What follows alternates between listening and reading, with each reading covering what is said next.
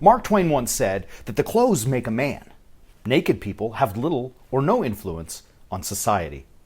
What Twain knew is something that we all know today, that the way we dress affects the perceptions that other people have on us, and it also affects the way we perceive ourselves. More recently, science has come to discover that dress does more than just affect perception or mood or performance. The way we dress affects the way we think. Listen to their findings.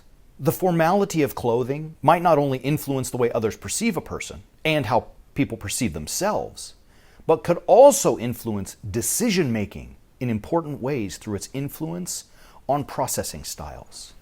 Imagine that. The way we dress affects the way we think? Is it so hard to believe that? Imagine a Broadway actor. When they go to prepare for the play, just before they open, just before the grand opening, the director calls them all for a dress rehearsal. And they go to the stage, they put on the uniforms, the costumes that they will wear in the performance when it goes live. But something interesting happens. They don't just start to play the character. All of those actors, they will tell you the same thing, that we become the character.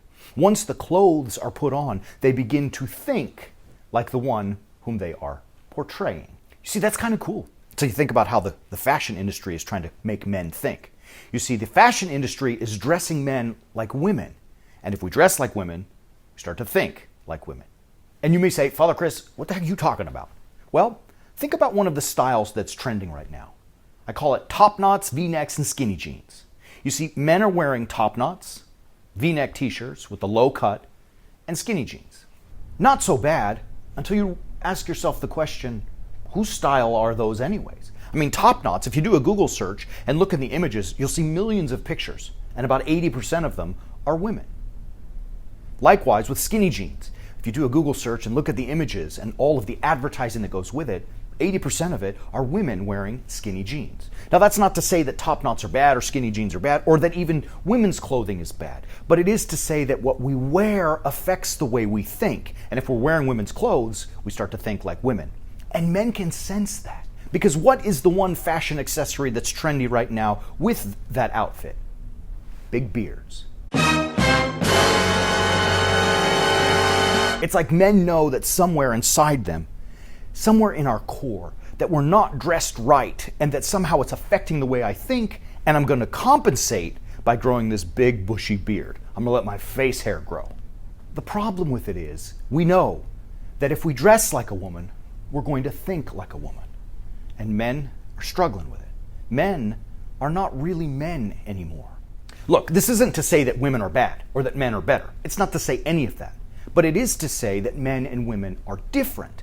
And the way we dress affects the way we think. And if we're dressing like women, we're going to think like women. And this presents a problem to the world, to men in and of ourselves, and to others. And you can see that that happens even in the popular HBO TV show, Game of Thrones. In season 3, when Theon Greyjoy goes back to Pike to visit his father asks him in questions about the dress that he's wearing and is he a woman. It bothered him, and it bothered the son that he was called out for it. So there's a question we have to ask. How do we as warrior saints dress so that we can affect the way we think, so that we can act like strong Christian men? For the answer to this question and to finish the episode, visit us at warriorsaints.org and sign up for the Way of the Warrior Saint Weekly. And each week, we will send the newest lesson directly to you in your email inbox. That we want to give you the first month on us. It's totally free. At checkout, type in the promo code FREEMONTH, and the first month, it's on us. Hope to see you there, and until then, keep walking on the way of the Warrior Saint.